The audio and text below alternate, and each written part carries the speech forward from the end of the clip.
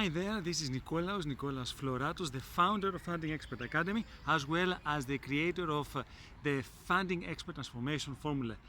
Was just looking to see whether I have the microphone on it. Now, as you can possibly guess, or I don't think, we are in Parc Saint-Catenaire in Brussels. The last time that I did a training from here, it was actually raining, cloudy. Today and this evening, because it starts getting dark, it's around what time is it? It is 8:30 Belgian time. In the evening it starts getting dark, but it was excellent weather and I'm really excited to be here. I was just crossing by the Saint-Catenaire Park to go to my place, and I realized this spot that I really liked it, that it's blooming with flowers, and I said this is the perfect spot for making my next training video on under the Replan blog. So what I'm going to talk now in this video is specifically for the 5 myths that either researchers or research support offices face on a daily basis regarding Horizon 2020. So the first myth is that people believe, or individuals, researchers, research groups, that involved in Horizon 2020 proposal is beneficial, either being involved as a partner or as a coordinator, irrespectively of the result. Which means, irrespective of the result, whether your proposal is going to be accepted or not, because it's a learning process, you're learning out of it, and you are increasing your network. However, this is a big myth. And why this is a big myth?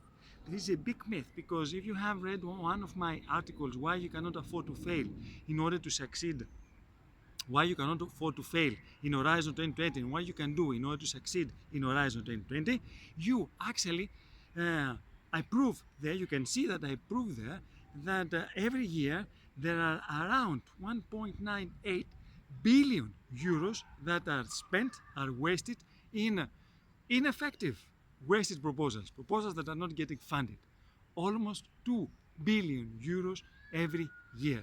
So if you ask me and think that increasing your network or learning, there are by far more effective practices and processes rather than trying to get involved in a proposal that doesn't have any chances of getting accepted. And nevertheless, if you want to show your good image and your good stature that you are a very good partner in getting involved in Horizon 2020 proposals, please be a little bit more selective.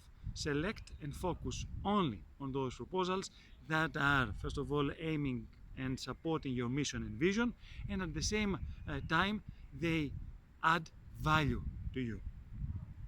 So having said that, what I would like now to comment further, I'm not going to talk more about this myth, just remember that there are just 2 billion euros that are spent every year, in, whoops, let me hold this, it's my tripod here, it seems not to be functioning that perfect. I hope it will be better now. Hopefully we see again the camera going like that, it means because my tripod doesn't work perfectly. So let's go back. Let's go now and see the myth 2, which is the myth 2 in Horizon 2020.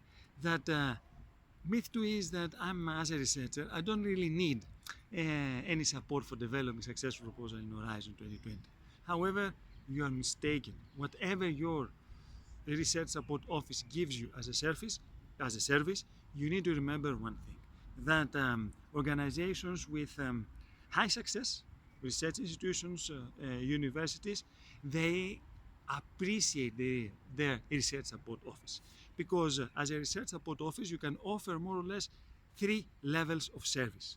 The first level, which is quite fundamental, is checking the eligibility check, supporting you in submitting the application form, helping you with the financials, with the budget, and this is where it stops. That's the first level, and this is actually where the majority of the universities offer their services. And this is apparently universities or research institutions of low success. Then we have the average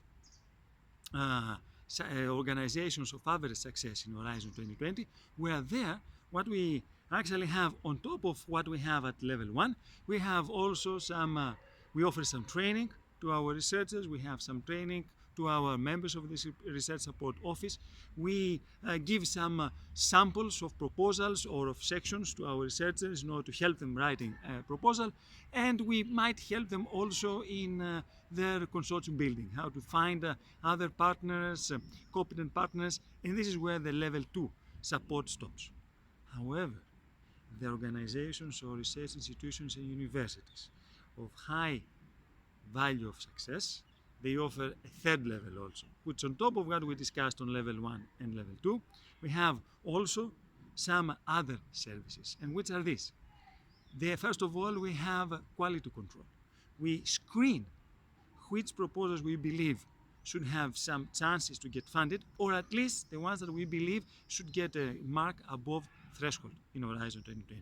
Any other proposal that we believe should not get above threshold or will not have any chances of receiving support from Horizon 2020, then the Research Support Office says, stop here, we're not going to support you. It's up to you to decide on your own resources to submit a proposal, but we, as a Research Support Office, we cannot support you. So this is a very strict and very clear screening process. The second thing that the high value organizations and research institutions are doing under this level is that they are empowering the researchers. And what does that mean? That means they are giving them motivation, internal motivation, intrinsic motivation, not external one, in order to participate in Horizon 2020. And when we say external motivation, it is more or less the known carrot and stick approach, where we give as a carrot that you're going to receive more funding for you, for your organization, for your research group, and as a stick that this is an order of the rector. This is an order of the manager or the CEO of the organization to get involved in more European funding proposals, and specifically in Horizon 2020, as a research institution, you need to give effort on that. This is an order. And you understand that these external motivational factors are not that effective, because research has shown that we need internal motivators. We need to make our researchers say, or our research support office, we love our job. So how can we say that? We love our job. We need to find some internal factors. And these internal motivational factors could be, first of all, we need to make them realize that they have a common purpose, that we need to have a clear mission and vision as an individual, as a research group, as a team, as a department, as an organization, and you make sure that you serve that common purpose. You and your team and the Research Support Office, everyone that is involved in this value chain of developing a proposal successfully in Horizon 2020. The second thing is that we need to make them realize that making or developing a proposal in Horizon 2020 is not rocket science, is not that challenging, as long as you follow religiously a specific recipe, a specific map with clear steps, one by one, what you actually need to do. So we need to make them feel safe. We need to make them feel confident. So we need to coach them, and we need to give them a recipe that actually will make them feel safe and confident when the researchers start developing a proposal in Horizon 2020. We need to make them feel confident of our services as a research support office. We need also to make them realize that our evaluation, when we are evaluating their approach, will have 4 stages. The first stage is that we're going to evaluate their idea, their proposal idea. If the proposal idea doesn't fit a call or it needs further revising, we stop there until they provide further revision to their proposal idea. The second is that we need to evaluate, as soon as they pass the first evaluation milestone, the second evaluation milestone, which is the proposal summary. They need to convince the researchers, the research support office, or they need to work together in order to develop a summary that is actually very beneficial, is impressive, can attract high-profile partners, can receive feedback from the EC officers or from experts. And also, the third evaluation milestone is we're going to evaluate the consortium. Okay, you passed the evaluation, is perfect for us. You passed the proposal summary, is great for us. Now, let's see the consortium that you are building up. Does it have the high value? Let us help you as a research support office how to create a consortium that really rocks. Consortium that is perfect, it has all the value chain players, it addresses impact, expected impact, it addresses technology challenges, it addresses societal challenges, and it creates a difference in the area that this project is targeting. And then the last thing that we need to have as the fourth stage of evaluation, and this is some common practice in organizations with high success value, is the evaluation of the final draft. So what does that mean? That means we have the proposal being evaluated. We have the proposal being developed. Now we need to evaluate either someone external from the research support office, or we can engage an expert to evaluate the proposal on our behalf. So you understand now that there are 4 evaluations stages that these are offered at level 3 of research support offices in organizations that they have a high success rate. Now, let me see now the next myth, which is the success rate in Horizon 2020 is 12%. Well, if we think about it, yes, if we say that the success rate is the number of proposals that have been accepted over the number of proposals that have been submitted, yes, then the official success rate can be 12 or even less.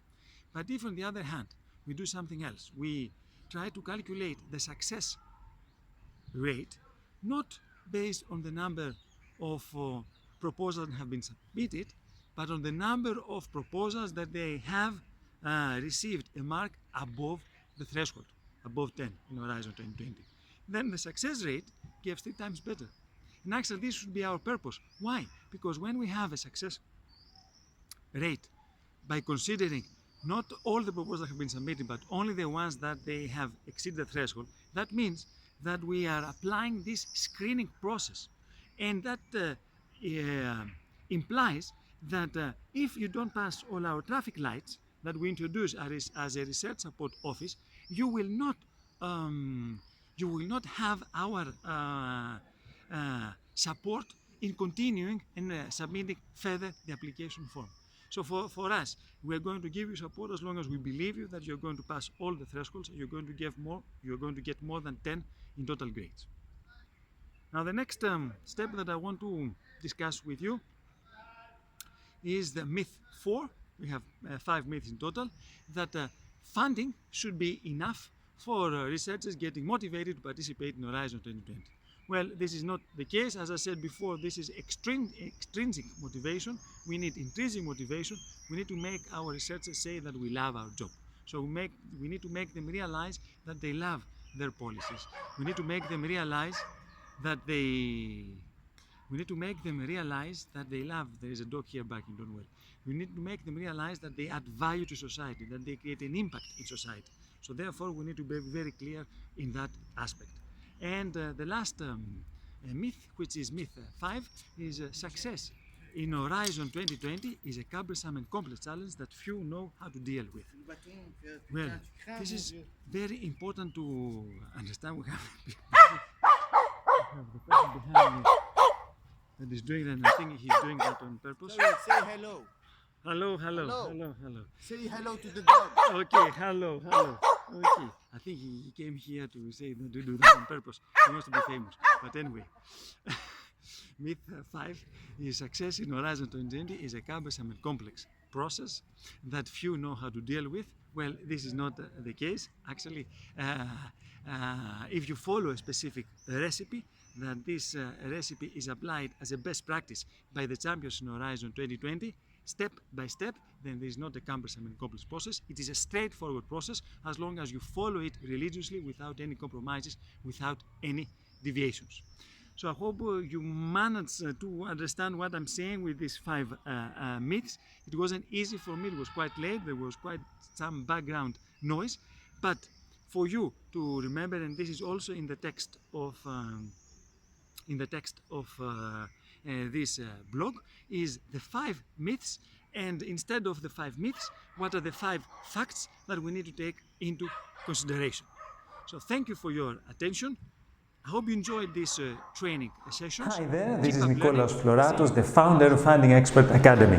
If you like this video, then there are 3 things that you can do. First, you can subscribe to my YouTube channel so that I can give you more videos like that in the near future. Secondly, you can register for downloading for free my just released new ebook on Learn from the Champions in Horizon 2020, where it identifies who are the champions in EU funding and what are their habits for becoming so successful. And third, what you need to do is to comment on my blog about this video, what you like, what you didn't like, if you have any questions, and I will be trying to answer all of them personally. Thank you for your attention. Till next time, enjoy life and keep on learning.